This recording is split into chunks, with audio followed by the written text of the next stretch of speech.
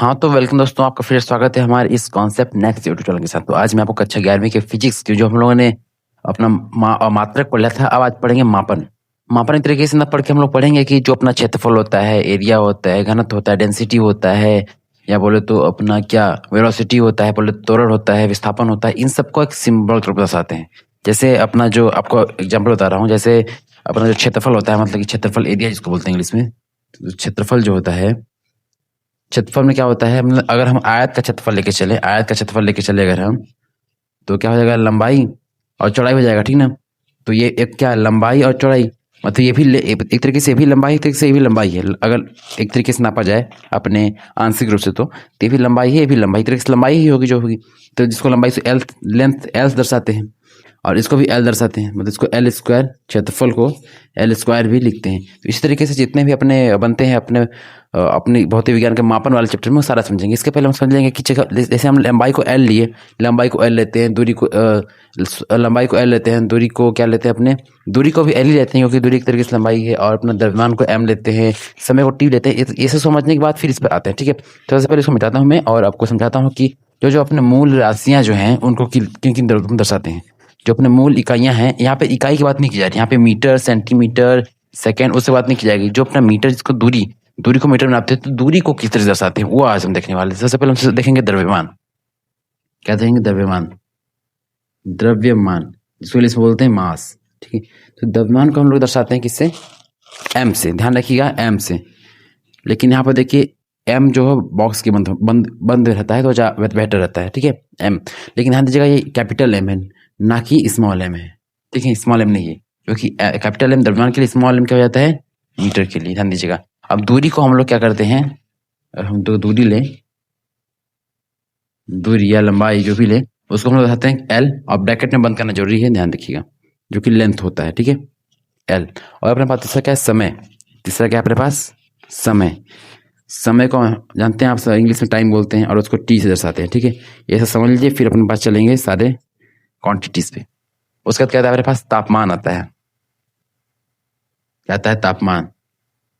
तापमान जनरली इसको हम लोग क्या अपने डिग्री सेल्सियस में लिखते हैं, लेकिन यहाँ पर हम लोग क्या लिखेंगे? केल्विन में। आपको जानकारी के बता दूं मैं कि 273 केल्विन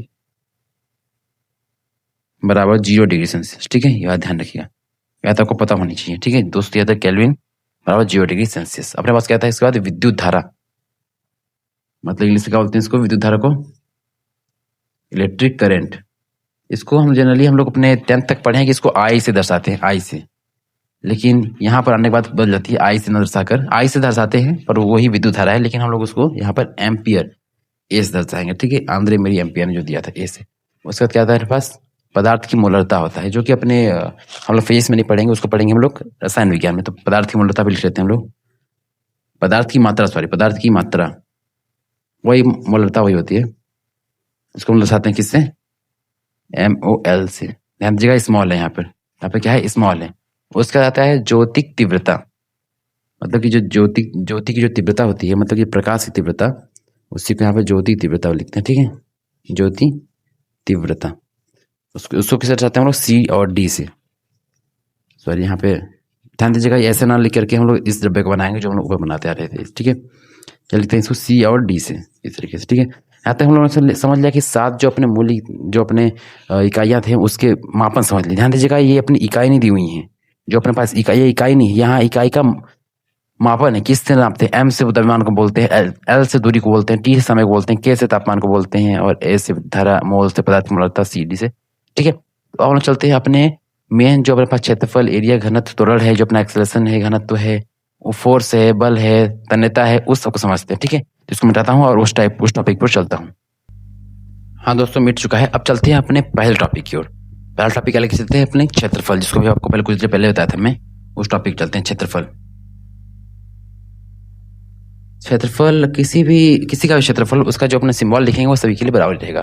तो आज का क्षेत्रफल बताया था आपको, लंबाई इंटू चौड़ाई, लंबाई और चौड़ाई, देखिए लंबाई इंटू चौड़ाई।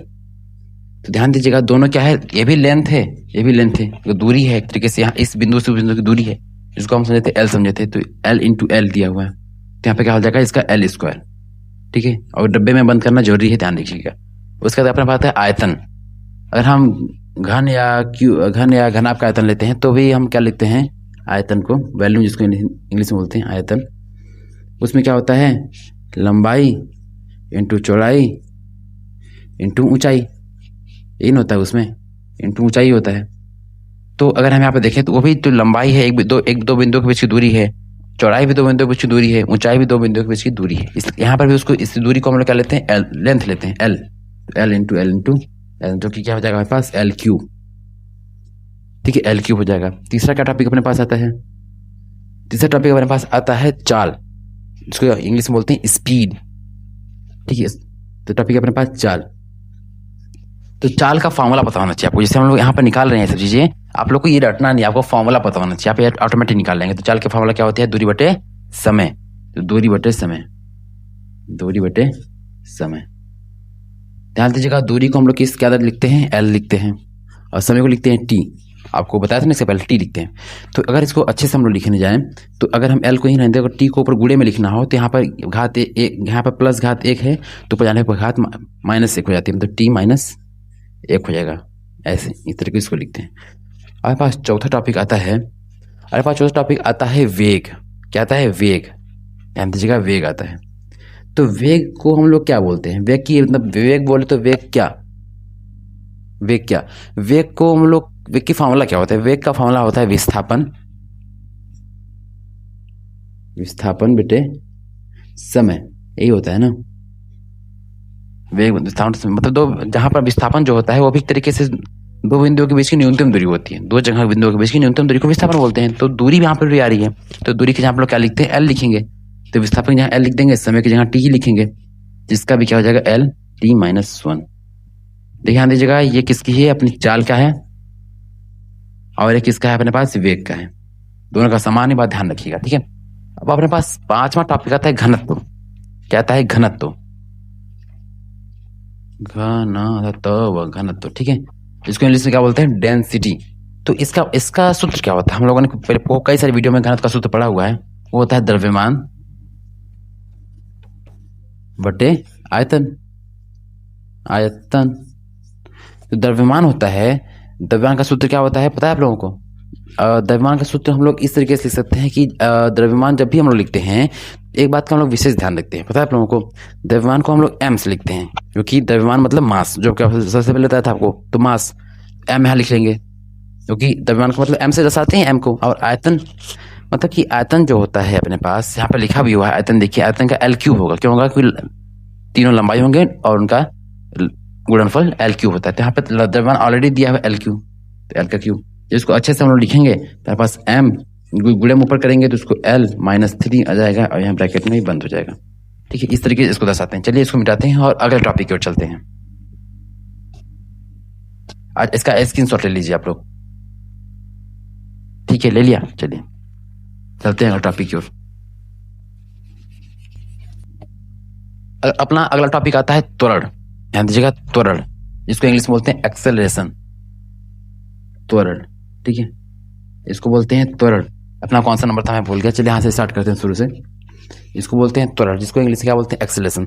तो अपने इसका सूत्र क्या होता है, इसका सूत्र होता है v2 माइनस वी1 बटे टी। अब बोलेंगे ये v2 क्या है, v2 क्या है, v1 क्या है, ये अपना है वेग है। तो वेग में परिवर्तन हो रहा है, देखिए जब भी गाड़ी स्थिर रहती है फिर चलती है तो उसके पहला वेग शून्य रहता है, फिर चलती रहती है, फिर उसका वेग एक्स हो जाता है, मान लीजिए v2 हो जाता है। तो वेग में परिवर्तन हुआ, तो उसके अंतर को और कितना समय में हुआ, तो उसी के त्वरण बोलते हैं। मतलब वेग में परिवर्तन की दर को त्वरण बोलते हैं। तो वेग को हम लोग किस दर्शाते हैं, वेग को हम लोग कैसे दर्शाते हैं, हम लोगों ने इससे पहले पढ़ा था, वेग को हम लोग दर्शाते हैं एल टी माइनस वन, और टी ऑलरेडी यहाँ पर है, तो हम लोग क्या कर देंगे, एल टी माइनस इंटू, फिर यहाँ चल जाएगा टी माइनस वन था, यहाँ पे माइनस वन कर देंगे, तो कितना हो जाएगा, एल टी माइनस टू। क्या हो जाएगा, L T minus two, bracket हो जाएगा बंद। ठीक है, अब अगला टॉपिक अपना है बल। क्या है, फोर्स, इसको इंग्लिश में बोलते हैं फोर्स। उसको चलते हैं लेके। क्या आप लोगों को पता है बल का क्या होता है, अपनी सूत्र, बल का सूत्र क्या होता है, आप लोगों को पता होना चाहिए। बल का सूत्र होता है द्रव्यमान बटे त्वरण, मतलब वो कितनी भारी वस्तु है और कितनी देर में उसका स्पीड होगा, वही अपना होगा बल। द्रव्यमान इंटू त्वरण, तो हो जाएगा द्रव्यमान इंटू त्वरण, क्या हो जाएगा, त्वरण, ठीक है, द्रव्यमान इंटू त्वरण, बल द्रव्यमान बल का क्या हो जाएगा, द्रव्यमान इंटू त्वरण। तो द्रव्यमान को हम लोग किस दर्शाते हैं, ध्यान दीजिएगा, हम लोग दर्शाते हैं द्रव्यमान को m से। अब त्वरण किस दर्शाते हैं हम लोग, यहाँ पर लिख चुके हैं, त्वरण पहले से निकाल सकते हैं, तो L into T minus two. तो यहाँ पर सिंपल हो जाएगा m L t minus two, ये भी ब्रैकेट में बंद करना जरूरी है क्योंकि ये कंपलसरी, वैसे समझ लीजिए। बल का आता है आवेग, क्या आता है, आवेग। आवेग क्या होता है, आवेग मतलब बोले तो एक किसी ऑब्जेक्ट पर किसी कुछ समय के लिए लगाया गया बल, इस तरीके से समझ सकते हैं इसको। आंशिक रूप से बता रहा हूं मैं, किसी ऑब्जेक्ट पर कुछ समय के लिए लगाया बल को आवेग बोलते हैं। तो अगर चलता टॉपिक है अपना आवेग, और टॉपिक क्या आ जाएगा मेरे पास, आवेग। तो आवेग का भी सूत्र पता होना चाहिए आप लोगों को, आवेग का भी सूत्र पता होना चाहिए। तो मैं बोला ना, किसी ऑब्जेक्ट पर कुछ समय के लगाया गया बल, तो उसी के गुणनफल को आवेग बोलते हैं। तो बल इंटू समय, बल इंटू टाइम। अब बल को क्या दर्शाते हैं हम लोग, बल निकाल चुके हैं, यहाँ देखिए बल को लिखते हैं हम लोग m L t minus two लिखते हैं। फिर यहाँ पे बल आ गया, सॉरी बल तो लिख लिया, समय आ गया, तो फिर यहाँ पे t गुणा कर देंगे। ध्यान दीजिएगा यहाँ पे माइनस नहीं लगा, फिर यहाँ से एक माइनस, जो टू है एक टू कम हो जाएगा गुणा करने पर, तो हो जाएगा m L t minus one और ब्रैकेट बंद यहाँ से ना। चलिए अगला टॉपिक अपने पास क्या था बताइए। हमारे पास अगला टॉपिक आता है तनाव, यानी कि स्ट्रेस। तो तनाव को हम लोग किस चीज़ से डिफाइन करते हैं, जो बल लगता है। देखिए हम किसी ऑब्जेक्ट पर, मान लीजिए कोई धातु है, तो ये धातु पर जब हम लोग बल लगाएंगे तो फैलेगा, उसी को बोलते हैं तनाव, स्ट्रेस। तो यहाँ पे आता है कि बल कितना लग रहा है और कितना एरिया पर बल लग रहा है, उसी के अनुपात को बोलते हैं तनाव। तो उसको हम दर्शा सकते हैं अपने बल बटे क्षेत्रफल। उसका तनाव क्या होता है, सूत्र, तनाव क्या होता है, बल बटे क्षेत्रफल। तो बल का फिर से हम लोगों ने दर्शा लिया है अपने पास, ये आ रहा है बल का m L t minus two, तो m L t minus two. और क्षेत्रफल का क्या होता है, L स्क्वायर होता है, ठीक है। जब इसको हम लोग लिखेंगे m L t minus two into L minus two, जगह यहाँ पर एक L दिया हुआ पहले से, तो क्या लिख लेंगे क्या लिख लेंगे हम लोग m, यहाँ पर देखिए दिया हुआ, तो यहाँ पर से एक जो दो है कम हो जाएगा क्योंकि यहाँ पे माइनस नहीं है, तो L minus one into T minus two, bracket के बंद हो जाएगा, ठीक है। यहाँ तक तनाव तो होगा, इसके स्क्रीनशॉट ले लीजिए, फिर चलेंगे अपने अगले टॉपिक की ओर, ठीक है। ले लिया, इसको मिटाते हैं और चलते हैं अपने अगले टॉपिक की ओर। तो अगला टॉपिक अपना है आघूर्ण, क्या है, आघूर्ण। तो इसका भी सूत्र होता है अपने बल इंटू, और बल होगा और लंबवत दूरी, मतलब कुल मिला के बल और दूरी, क्या होगा, बल और दूरी। तो बल का भी हम लोग अभी डिफाइन किया था हम लोगों ने, ये m L t minus two, m L t minus two, और फिर क्या, दूरी क्या हो जाएगा, L इंटू क्या हो जाएगा, L, ये होगा ना। तो यहाँ पर क्या हो जाएगा, m L square t minus two, bracket बंद। तो इस तरीके से समझा सकते हैं हम लोग अपने सिंबल को। आशा करो दोस्तों आपको ये वीडियो अच्छी लगी हो, तो हमारे इस कॉन्सेप्ट नेक्स्ट वीडियो को सब्सक्राइब करें। तब तक के लिए जय हिंद, जय भारत, कीप लर्निंग। मिलते हैं किसी अगले वीडियो में।